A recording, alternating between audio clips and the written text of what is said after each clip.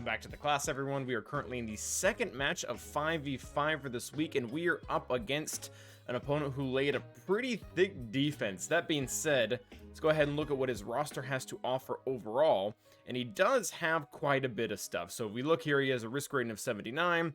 That comes from 250 relic levels on us, which is pretty normal, as we've said multiple times before. As far as mods go, we haven't beat, but the margins aren't huge. Like, we only have 20 more plus 15s. We only have maybe 20 more plus 20s, as well as 20 more plus 25. So I'm guessing those are actually all probably the same mods. So it's not going to make a ginormous difference. As far as Omicrons go, we've got the same amount. We've got in a few different places.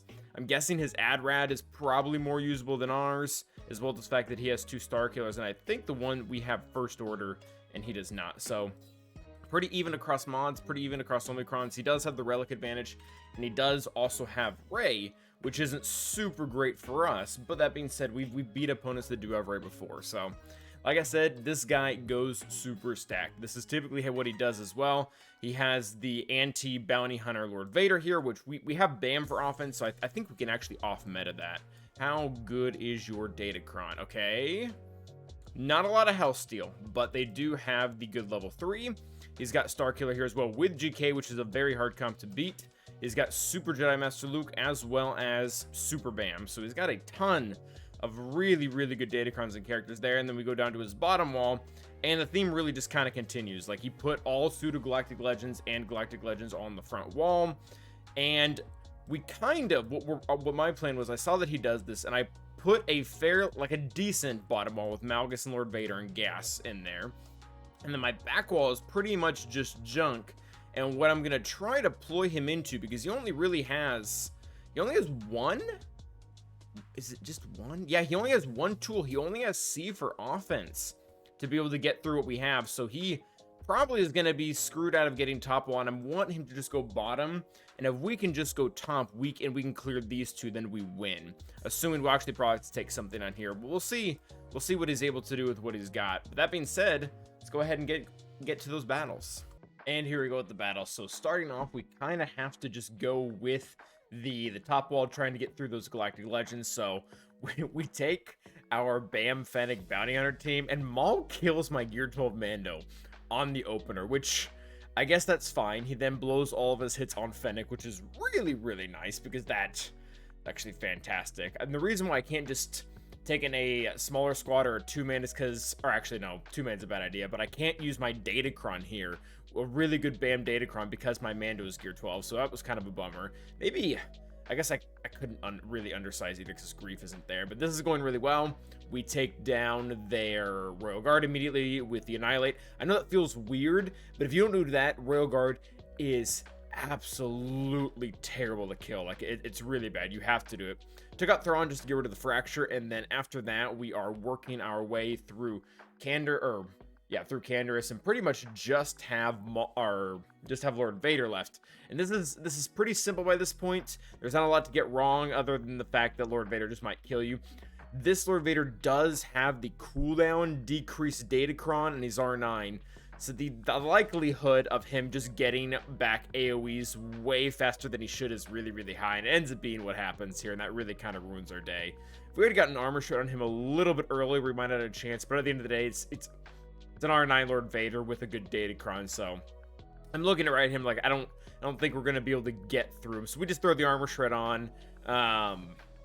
Get close, but ultimately he ends up just killing us. So that's fine, though. We're just trying to get through this wall, and now we can go ahead and take troopers because he just burned the AoE. We're not gonna, decrease our own turn meter here, but we can go ahead and use the whatchamacallit, the armor shred, and now Dark is gonna get a ton of hits on Lord Vader, and he's just gonna chew right through him. So paratroopers worked for the cleanup there. That was really nice. And now we're going to try General Grievous versus JML. The JML Datacron wasn't super good, but it was still enough for them to kill my B2 in 2 hits. And once B2's gone, you have no way to control any part of this fight, and you're pretty much just done. So I was informed, and even shown like pretty good videos about people doing this with a burner. So if we're in the same situation where I'm just trying to get as many teams down as possible, that might be what we do next time. You guys can obviously, this is I mean, this isn't even close. Even I thought this would be kind of okay given the comp, but yeah, no, it's not. So we end up forfeiting, and then we just come in with our own JMK. I know we kind of gave up 20 banners there, but I don't know how much of this is going to end up going down to banners. I just wanted to be able to kill more teams. So we had the Stunnicron, so we immediately got JMY stunned, and then he got out of it, so that was annoying.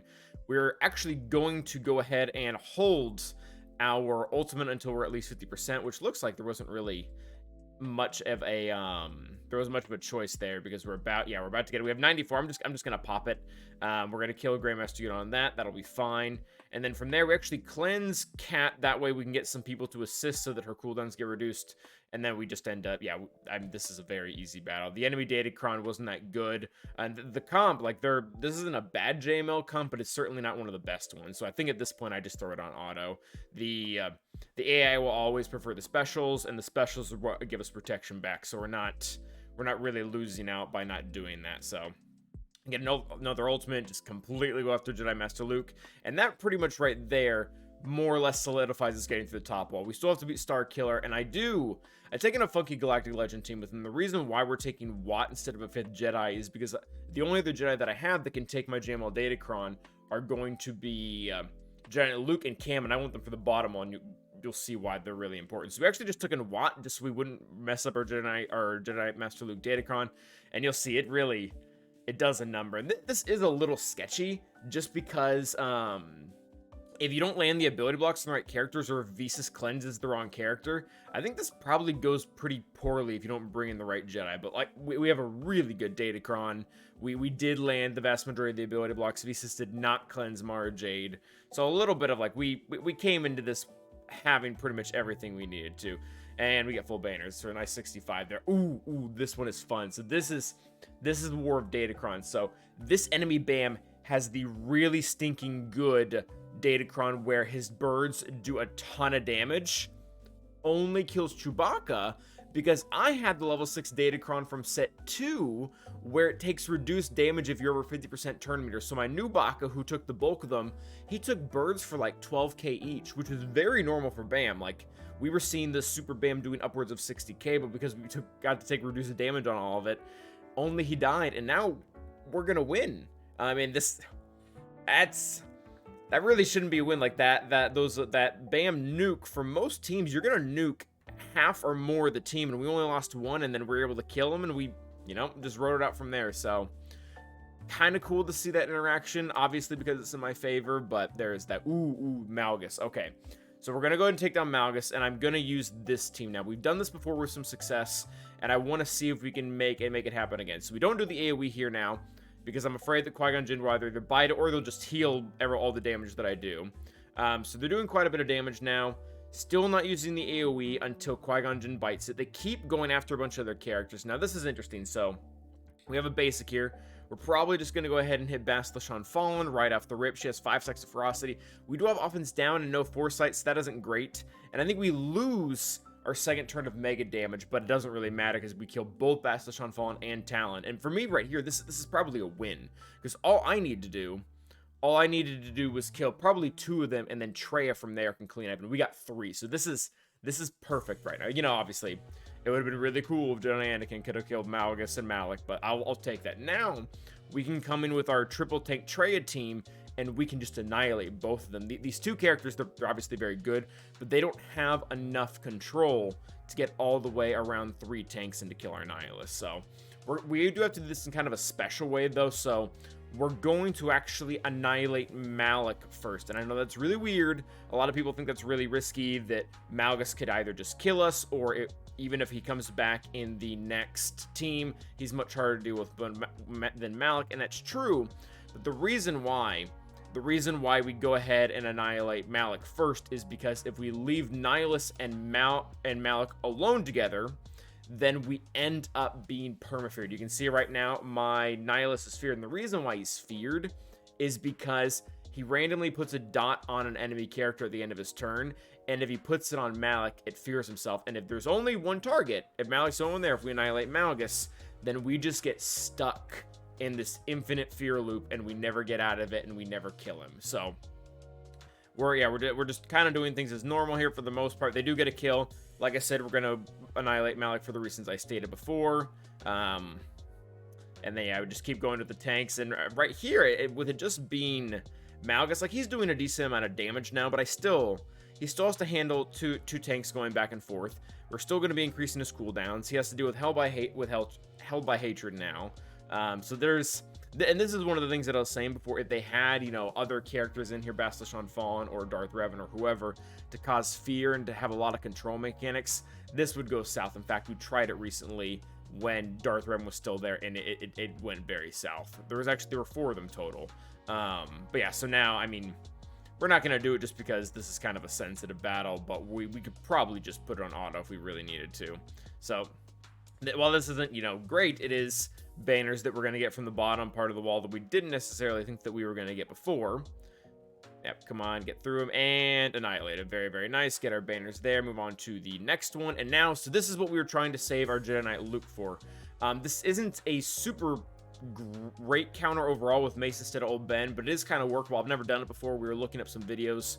I think I'm just lacking damage. Like, the video I was watching, Hux died right there, and then you were able to do a lot of other things, because now, and also, this was not great. They Shatterpointed probably the most pointless character to Shatterpoint. This wasn't great. So we actually don't even go for Shatterpoint. We just go for a big hit on Crew. I would have liked to decrease Crew's max health and defense. That would have been cool. I would have liked to have just killed Lobster, or maybe even just ability blocked SLKR. Any one of those options would have been great, but Shatterpoint was not in our favor here. So we just go ahead and do believe we call in Giant Luke just to get the big hit off on Crew to get him down so that we can start working through the team.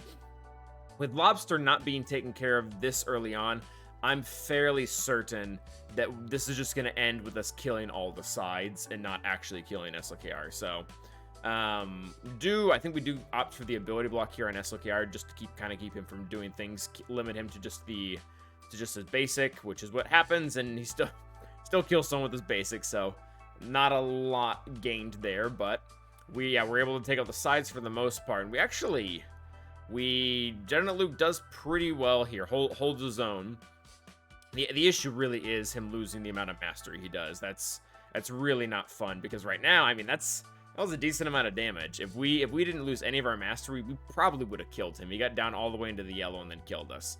So now we're going to try some cleanup teams. I'm going to go ahead and show all of them. Sometimes I don't do this, but I figure it's kind of useful information for the most part. So solo SLKR, we tried this armor resistance team. The reason why armor is here just to make our cutout as crits against Scav Ray, so that Scav has a better chance, as well as it's also just really nice to have armor shred on Galactic Legends, getting rid of the massive amount of defense they have.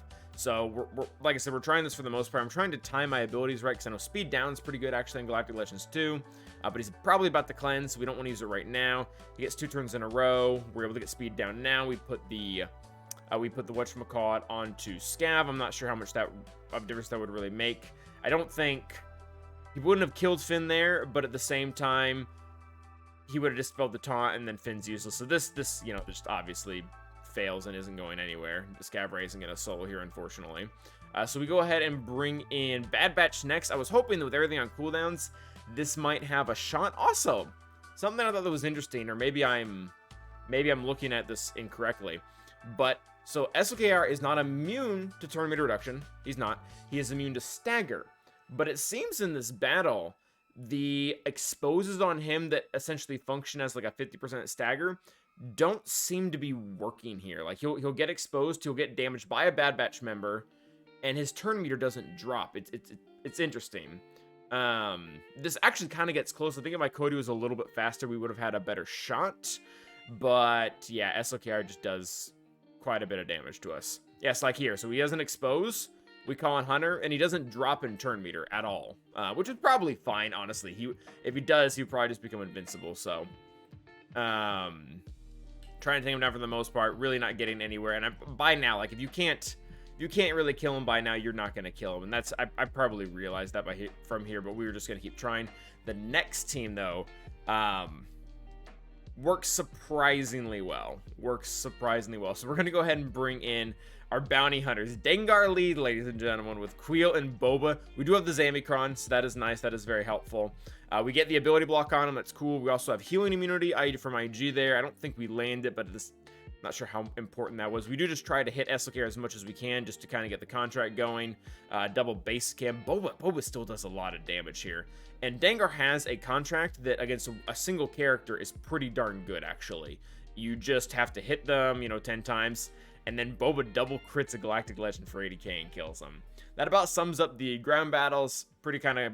I thought they were really cool. And then we get the fleet, and he leaves the typical, you know, FU fleet defense, the same one we do, which is, you know, Empire, Negotiator, as well as Executor. So, we've taken Malevolence here versus his Empire. We've done this 1,000 times. We've only lost a total of once when our opponent's TIE Fighter pilot dodged 8 times. Doesn't really look like TIE Fighter pilots here, so this is going to be really easy. We're able to take out the bomber before really anything gets going. We get rid of their TIE prototype via spy. I mean, it was either that or Vader. Both those are options I would love to kill. Sith bomber, man, he just does not.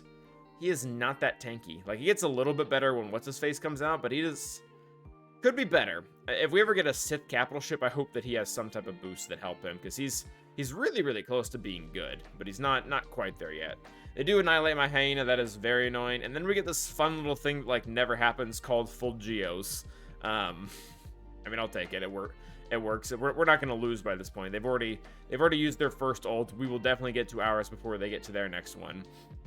And the Geos have a decent amount of synergy, as you guys can see. They work just fine. So, get our ult. We strip the protection off of Scimitar, as that was super necessary. Get 65 and call it a day. Next up is going to be our Finalizer versus Negotiator. Guys, I really like this counter. I know that the hot thing right now is First Order versus Executor, but First Order versus Negotiator is fun. Even like when it goes wrong. Like, so we were supposed to land the stun there, and we didn't. And now, like, okay, so we at least need to do the AoE to make sure that he's going to land in his whatchamacallit. That he's going to pull out the Unending Loyalty from GK. From here, we need to make sure that my shuttle is going to get another turn as soon as Y-Wing takes his next turn. So we go ahead and decrease turn meter on the other TIE pilot. We've done that now. Now we can hit Jedi Anakin with a big hit, pull him out of Unending Loyalty, and the next thing we're going to do is we're going to call an Ebon Hawk, so that with Ebon Hawk we can not only rip everything off, but probably just kill Jedi Anakin. So we go ahead and do exactly that. We double basic here for turn meter. It kills him. That's awesome.